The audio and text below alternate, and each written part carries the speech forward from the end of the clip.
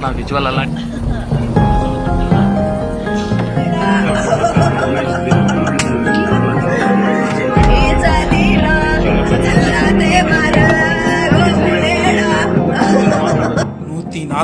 கோடி மக்களுக்காக இந்திய எல்லையில் போராடி வீர மரணம் அடைந்த இந்திய ராணுவ வீரர்.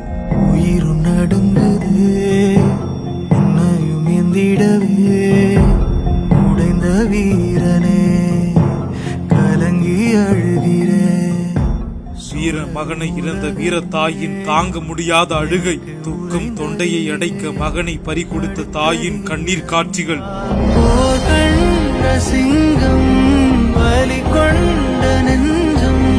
ஜம்மு காஷ்மீர், பஞ்சாப், ராஜஸ்தான் எல்லை பகுதியில் பாகிஸ்தான் தொடர்ந்து அத்துமீறி தாக்குதல் நடத்தி வருகிறது. இதில் இந்திய வீரர் ஒருவர் வீர மரணம் அடைந்துள்ளதாக தகவல் வெளியாகியுள்ளது. பாகிஸ்தான் அத்துமீறி நடத்திய தாக்குதலின் போது ஆந்திர பிரதேசத்தைச் சேர்ந்த இந்திய வீரர் முரளி நாயக் உயிரிழந்துள்ளார்.